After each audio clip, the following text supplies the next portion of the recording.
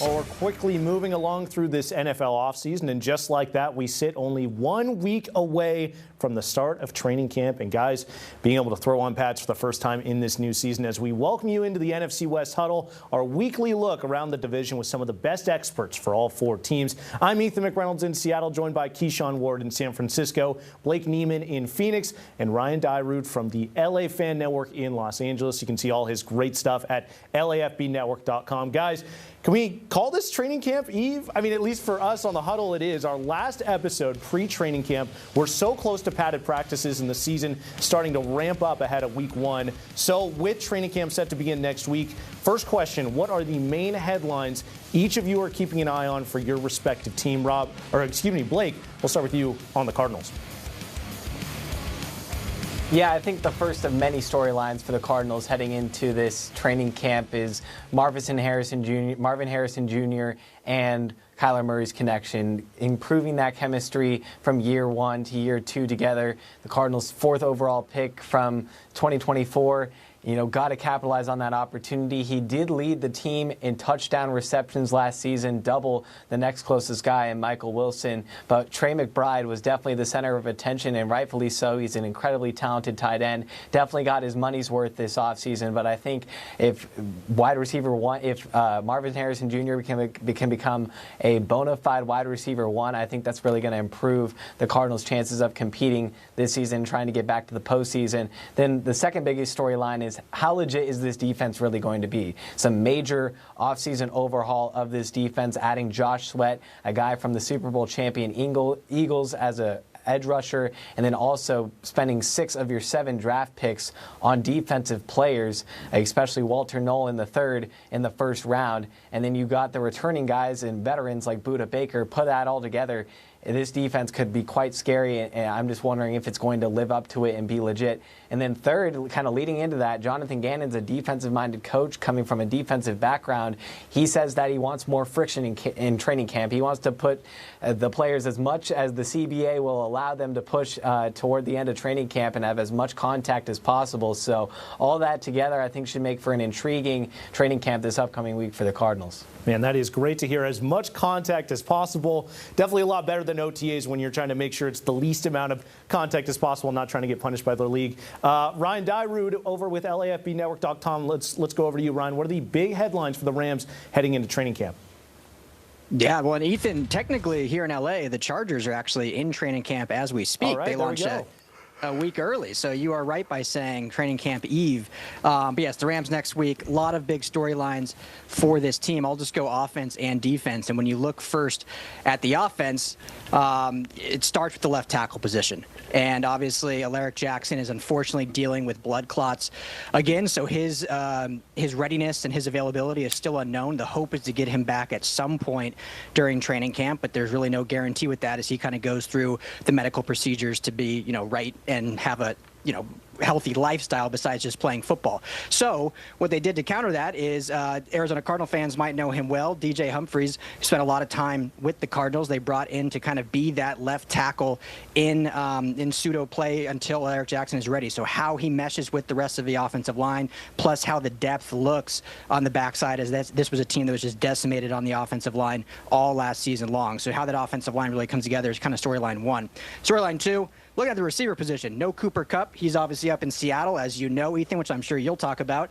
Davante Adams comes over from New York to pair alongside Puka Nacua. So what does that connection look like with Matthew Stafford? What kind of target share are those two going to get? We know Matthew Stafford here in L.A. loves to key in kind of on one receiver. So is it Puka this year? Is it Davante? Or do they split it well? Or do we see Tutu Atwell as wide receiver 3 get a little bit more lather? And then lastly on offense, Kyren Williams, contract year. He's still on his rookie contract. Negotiations, as we've kind of reported, have not really gone far at all. The Rams have kind of said in a nicer way that they're not willing to spend above a certain amount. Kyren Williams' camp and his agent said, hey, we're looking for double-digit average per year in the millions of dollars. So kind of at a stalemate here of what they're going to do. They obviously have drafted a running back 8 years in a row. So they've kind of played this system of, hey, we'll just draft, repeat, and replace. So this could be the last season Kyren Williams is in horns. We shall see. And then quickly on defense, Jared Verse, reigning defensive rookie of the year. Obviously, a great season, had a ton of pressures, but only actually sacked the quarterback 4.5 times. So how can he up that production alongside with fellow rookie or fellow now second-year player Braden Fiske and the rest of that defensive line? Hopefully they can get after the quarterback a little bit more to take the pressure off the secondary, who has a lot of question marks that we'll probably talk about throughout all of training camp. Yeah, we'll keep an eye on that. Keyshawn, what about you with the Niners? Well, the main headlines going to training camp for the 49ers, to me, will the 49ers give Juwan Jennings a new contract? Will they bring in another quarterback in camp? And then also position battles, the usual. But starting with Jennings, I believe, I get a sense that his agent is looking out for the best interest for Jennings because he's 28 years old, coming off his best production at the wide receiver position in the 49ers offense. And he knows that this is a time where Jennings can get a little more money because as he gets older, he might lose some production. And, Brandon Ayuk won't be back until week 6. So it'll be interesting to see if he'll get a contract. And although he's reporting to camp, will his agent ask him to not participate? So that'll be something to watch. Now, the other thing I was mentioning earlier with the quarterback situation. So one of the Niners draft picks, Curtis Rourke, is going to be on a non-football injury list, just still dealing with his ACL injury. So I would imagine that Kyle Shanahan will bring another camp quarterback because right now on the depth chart, it's obviously Purdy, Mac Jones, and Tanner Mordecai. But I just feel like with, Rourke not in the mix, I cannot see Purdy and Mac Jones taking a ton of reps throughout the preseason games, joint practices. So I feel like he's going to bring another camp quarterback. And now with the position battles, who is going to play opposite of Fred Warner, who will play on the opposite side of Nick Bosa on the defensive line, and who will be the third receiver in the offense because, as I mentioned earlier, Ayuk will not be in the mix probably until later into the season. As of right now, it's going to be Ricky Pearsall, Juwan Jennings, and after that, somebody has to establish himself as the third best receiver in the Niners offense. Yeah, well, for the Seahawks, there's a few that I'll be keeping track of. First off, like many teams around the league, neither of the Hawks' second-round draft picks in safety Nick Eamon-Wari and tight end Elijah Arroyo have signed their rookie contracts at the time of this taping, and neither reported to training camp on Tuesday with the rest of the rookies. I'm not particularly worried about it. From what I've read, it seems like just a league-wide push from second-round picks to get their contracts fully guaranteed. Just something to monitor specifically for the Hawks since they have 2 second-rounders as opposed to most of the league with 1, both of whom, Eamon-Wari and Arroyo, are expected to contribute right away this season. So I'll be monitoring that, as will most of Seahawk Nation. On the field, I'll be watching the offensive line and quarterbacks very closely during practice. The offensive line has been a big problem for the Seahawks for the better part of a decade, and questions remain on whether only adding Gray Zabel in the first round of the draft is going to be enough of an upgrade to offset the issues they had last season, both running the ball and protecting Geno Smith. With the team not adding a guard in free agency, they're betting on their coaching being better than it was a year ago with these young players, something that is reported. Mike McDonald, John Schneider not happy with Ryan Grubb and Scott Huff last year on the staff. So there's going to be added pressure on John Bedden, who came over with Clint Kubiak from New Orleans to coach that offensive line group. I'll be specifically looking at the three-way battle at right guard between 2024 third-rounder Christian Haynes, sixth-rounder Sautoa Lamea, who was great last year, and 2023 fourth-rounder Anthony Bradford. I'm interested to see who starts with the first team on day one, and then how that evolves heading into the preseason and ultimately into the first week of the season. As for the quarterbacks, obviously Sam Darnold. He's going to have a lot of eyes on him all throughout training camp, all throughout preseason, leading up to the regular season. But I'm also going to be watching Jalen Milroe, how his accuracy looks after a full offseason of work. Did it improve at all from rookie minicamp and OTAs and full-team minicamp? He's going to get a lot of reps in the preseason. It's going to be super fun to see him and to all of his athleticism, see him move his legs. But his performance in training camp and those preseason games, it's going to be huge in dictating how much Mike McDonald can actually trust him during the season to get creative with special packages for his third-round signal caller. All right, let's go over to our second topic. We're getting closer to being able to talk about actual games, but for now we're still in the thick of ranking season to get us through this long NFL offseason. So I have a couple I want to ask you guys about. First, ESPN released its top 10 quarterbacks as voted on by coaches, execs, and scouts. Matthew Stafford, Ryan, your guy, is the only one from the division to crack the top 10 at number 6. Brock Purdy and Kyler Murray were not on the list and didn't make the 2 honorable mentions either, but they did receive votes. So my question to all of you, who would you rather have between Kyler Murray or Brock Purdy? Keyshawn, I'll go over to you first. And any surprise that Purdy wasn't in the top 12?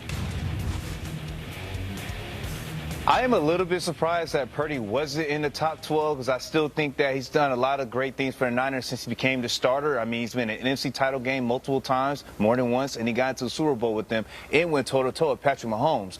Now, who I'd rather have between Purdy and Murray? On the field, it looks like it should be Murray, but just based off results and production, I got to go with Purdy. I've seen Purdy produce when it really matters. He's had, comebacks against the Detroit Lions in an NFC title game, putting the team on his back. Now, granted, a lot of people will say, Keyshawn, he does well when he has, a lot of great weapons around him, whether it's Christian McCaffrey, George Kittle, Deebo Samuel, or that great offensive line with Trent Williams at the anchor. So I know people say that, but I still have to respect what he does on the field. Now, in terms of Kyler Murray, he does great in the regular season, but it just seems like he always fizzles out as the season goes on, and I can't ignore that. I mean, I'll be honest, I'm kind of shocked that the Cardinals brought him back for another year. Now, granted, I do feel like that has something to do with, they drafted Marvin Harrison Jr. They really want to make that connection. They want to make that, work. So I hear them, the fans that feel like Murray is so productive and he's such electrifying, but I got to go off results, man. Purdy does it when it matters, so I'd rather have Purdy over Murray. All right, we got one homer take. Blake, I'll go to you, see if you follow suit. Similar question, any surprise at Kyler being outside the top 12, and are you going to back your guy over Brock Purdy and Keyshawn? Yeah, so to answer the first part of your question, I don't necessarily think it's a surprise for much of Arizona fans, much more NFL fans around the league, that Kyler was left off the list, just given the situation with the Cardinals not having a very good season last year and just other quarterbacks doing really well. In the second part of it, I think it's such a close thing and an interesting question because, when you look at the stats specifically from last season, Purdy and Murray were nearly identical, 3,800 passing yards each, around that ballpark.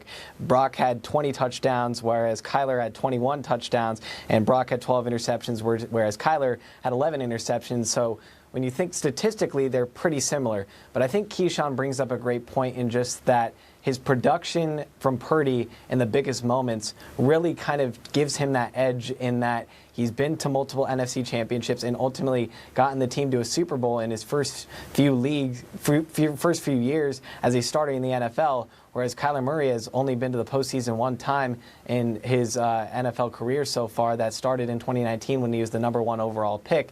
And I think if you flip the roles where Kyler was in San Francisco, he may do well with some of those weapons like CMC and George Kittle and others like Brandon Ayuk, a former Arizona State star locally here.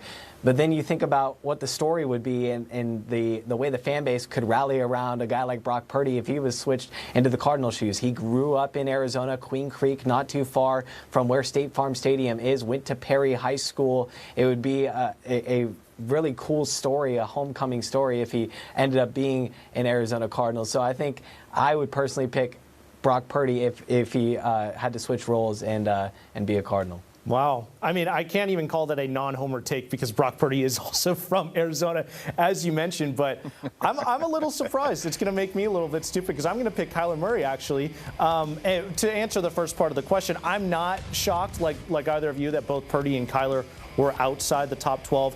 When I look at the list, the one guy who I definitely put them both above, though, Baker Mayfield, who was ranked 10th with the Bucs. Other than that, not many guys I'd really move below them. As for who I'd rather have, I'd take Kyler Murray. Blake, you're a guy. Yeah, you have the work ethic concerns with Kyler that you don't have with Brock, but I love what Murray can do with his legs. It just raises his floor so much for me because of the way he can improvise. The amount of times I've just seen him scamper on impossible plays, convert a crazy critical, 3rd and long. You just don't really see that from Brock Purdy. Purdy can make things happen on a broken play too, but not to the extent that Kyler Murray can. My impression of Brock, Keyshawn, similar to the narrative that you brought up, his success is sort of due to all the talent around him on that offense, and we saw that last year, that when it goes away, he isn't nearly as effective. Now, he can prove me wrong this season. That was just one season last year. All of the injuries ravaged that entire Niners team. But for me, I'd rather have Kyler than the $265 million man over in Santa Clara. Unless, of course, we're talking after mid-October because that's when the new Call of Duty comes out. But, we'll see what happens this season. Ryan Dyrud, LAFBnetwork.com, over to you now. First of all, what do you think of Matthew Stafford coming in at 6? And are you taking Brock Purdy or Kyler Murray in this one? Yeah, I mean, quickly with Stafford, I think it's a good spot. I won't dive into too much to derail this conversation. I'm not a huge fan of guys with such little production going so high. They had Jaden Daniels at 5th, who I thought had a fantastic rookie season, but I think putting him in front of seasoned guys like Matthew Stafford, Justin Herbert, others, I would have him a little lower. But I think Stafford's right there in that 5, 6, 7 area. So I think that was well warranted. In terms of the question, like in LA, it's really hard to pick a 49er. I do actually really like Brock Purdy. I love his story, and it's so ironic. Here we are talking about the former first overall pick and the former last overall pick about who you would rather have based on their NFL careers thus far. It's tough, but I agree with you, Ethan. I would actually lean Kyler Murray just because I think the ceiling, now unfortunately we haven't really seen that fully play out, whether it's due to injuries, whether it's due to just kind of late season things falling apart, whether it's due to coaching, whatever you want to blame it on, hasn't fully been all put together. But I think Kyler Murray, just the body of work, the athleticism, the arm talent, just gives you a little bit higher ceiling. Brock Purdy, I think, has had a fantastic career so far. Like I said, I do love his story. I'm probably going to get toasted for this, but the beginning of his career kind of reminds me a little bit of Mark Sanchez, a guy that went with the New York Jets, went to back-to-back AFC championship games, looked like was on the rise, and then unfortunately the career kind of really fell off from there. I'm not at all saying that that's necessarily going to happen to Purdy, but this year with the offseason turnover the Niners have seen, you've seen a lot of weapons leave. There's a lot of defense that might not be as strong as it has been in years past, although getting Robert Saleh back certainly helps as the DC. So I just want to see how Brock Purdy now performs on his second contract with a little different pieces around him than he had early on. So tough call. I think both are good quarterbacks, but I would lean a little bit more towards Kyler Murray. Wow, Brock Purdy is Mark Sanchez. Ryan, that's a narrative I can get behind right there. That's one that I can do. All right, let's move on. Next topic. Pro Football Focus ranked all of the divisions from strongest to weakest heading into next season. The NFC West came in 3rd behind only the NFC North and AFC West. Do you agree? And where would you rank our division if not? Ryan Dyrud, go back to you of LA Fan Network. Let's go back to you. What do you think about this one? Yeah, I think this is actually pretty fair. I think, the AFC West is absolutely loaded when you look at, now the Raiders having former Seahawks coach Pete Carroll and kind of the revamp there with the Raiders and the other 3 teams all making the playoffs. Chiefs, obviously we know about the dynasty they have. I think the NFC North, how strong that is, I think that's probably the second best, or you could do a 1A, 1B. And I think the NFC West does slide in, and the NFC West has had kind of a good run, you could say almost a decade or so, of really strong play from all 4 teams. Now, there's been obviously some years there where some teams have fallen off, and Arizona's been kind of at the bottom. No disrespect, Blake, at the bottom for a little bit here, but I think we'll see them start climbing back up. That's fair. But I think when you look around the league, every division has at least, outside of the other 2 that we mentioned, every division has at least like one team that is a clear kind of bottom tier team. Even when you look at like the AFC North with, Baltimore and Pittsburgh and Cincinnati, but I think Cleveland's kind of weighing that down. I think the NFC West, I think Arizona's done a lot of good things this offseason. I think finally going into John Gannon's, this next season for him is a pivotal one, but I think we'll see some big improvement there. So, yeah, I think ranking 3rd feels like a good spot. And between the Rams, the Seahawks, the Niners, and even the Cardinals, it's still really kind of up for grabs who could really win that division, which tells you it's a strong division considering all 4 teams are pretty fairly competitive. Yeah, I completely agree. I'll go next. I will say, I'll start this off by saying it's very weird to see our division so high on this list after, Keyshawn will remember, we talked ad nauseum on this show all of last season about how much weaker the division turned out to be compared to the expectations coming into the year. I mean, the NFC West was one of just 3 divisions to not have a team with more than 10 wins. But, Ryan, to your point, it was also the only division to have all 4 teams finish with over 6 wins, or 6 or more wins, I should say.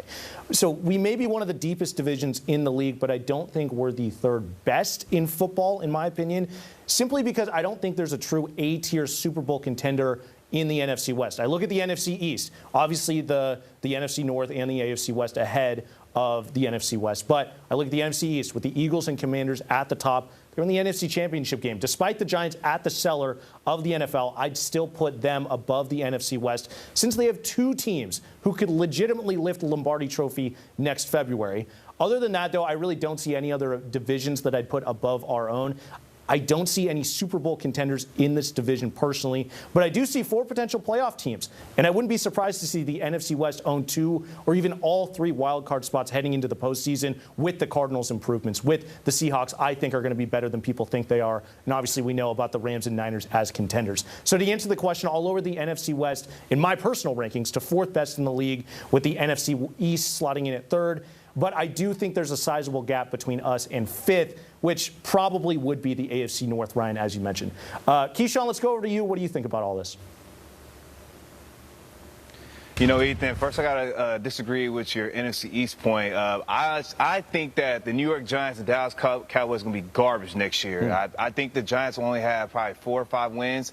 I think the Cowboys maybe might have 6 wins. And looking at our division, I think there's actually is a Super Bowl contender. I think it's the Los Angeles Rams. Now, I think the Niners, as I said ad nauseum, they have such an easy schedule. This is a team that should have at least double-digit wins. So I feel like the Niners have somewhere between 10 and 11 wins. I think the Rams got somewhere between 12 and 13. And I still think that, you know, when you look at the AFC West and NFC North, I wouldn't be surprised if a 4th-place team in one of those divisions had 8 wins. That's how good they are. So I still feel like they're above the NFC West, but I still think that the NFC West should be 3rd in terms of rankings in divisions.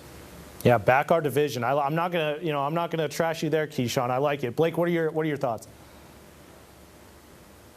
Yeah, I'm going to go with a lot of the rest of the group. I think this is a pretty fair evaluation of the NFC West. I think top to bottom, you could make a reasonable argument that this is the most competitive, like from a close matchup perspective in all of football.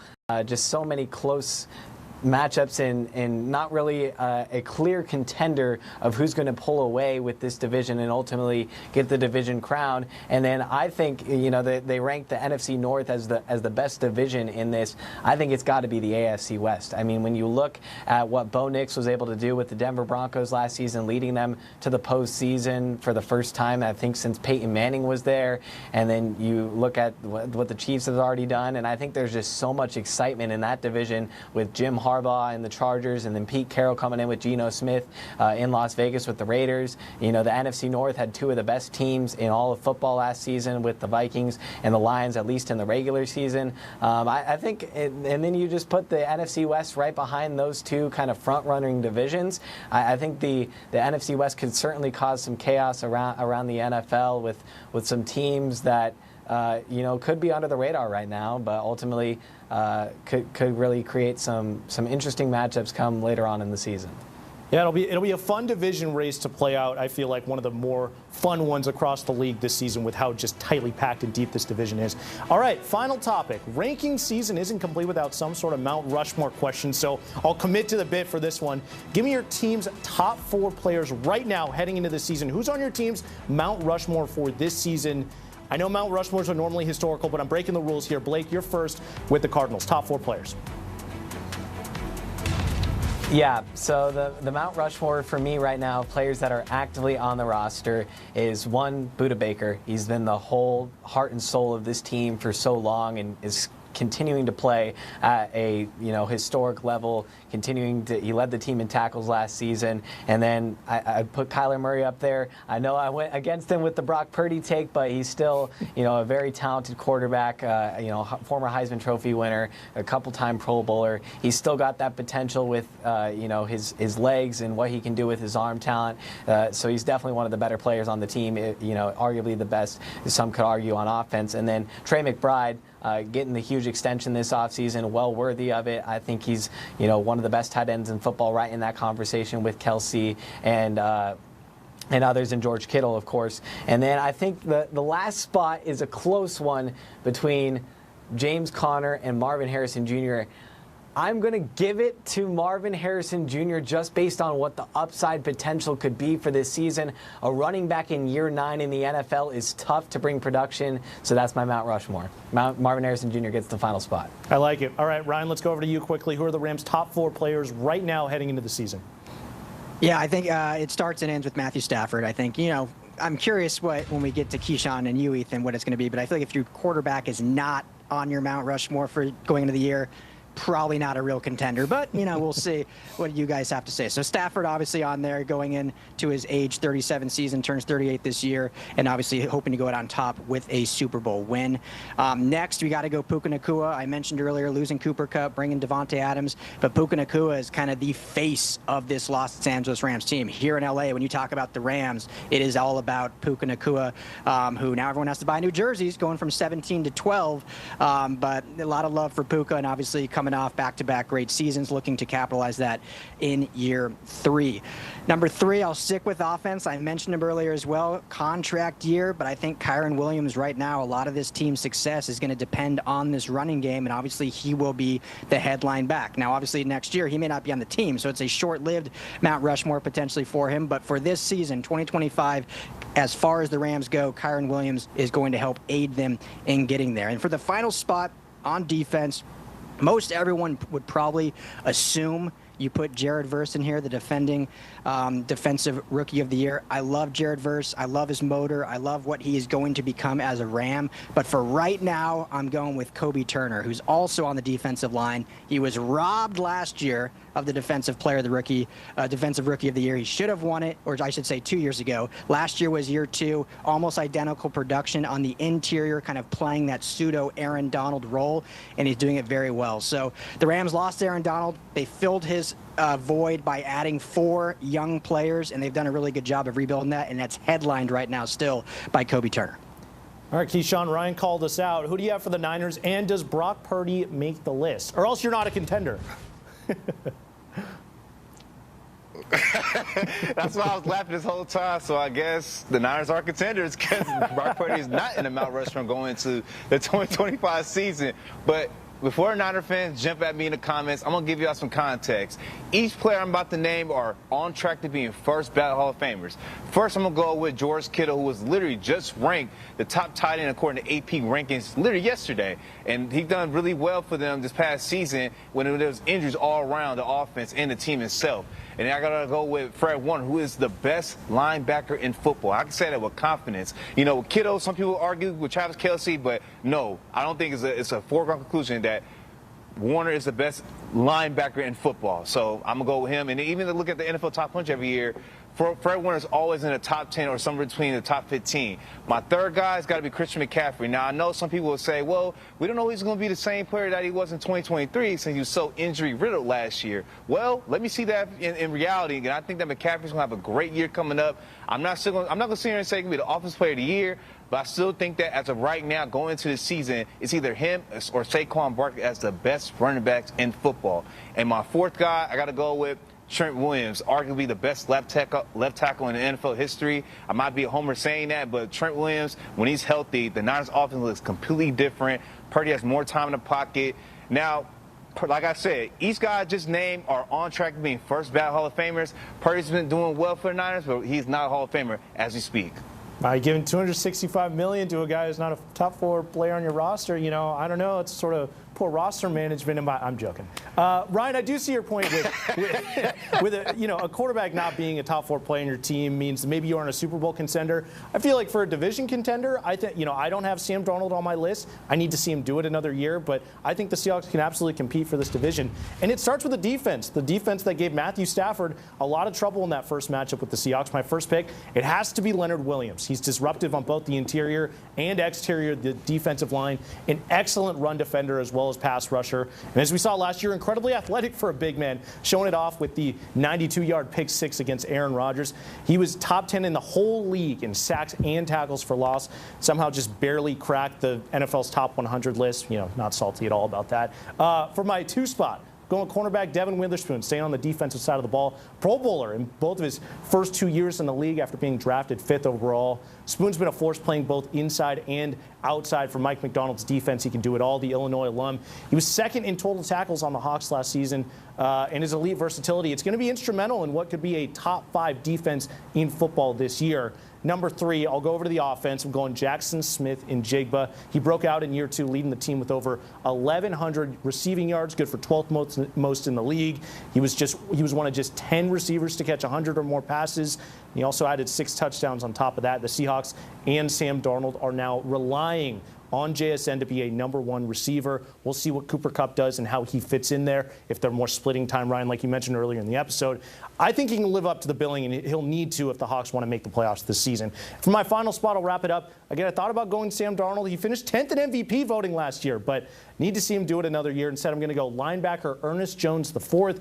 After the Hawks traded for him midseason, he was just incredible, completely transformed this defense. It was a completely different unit. In just 10 games with the team, he finished 3rd in tackles, averaging just under 10 a game.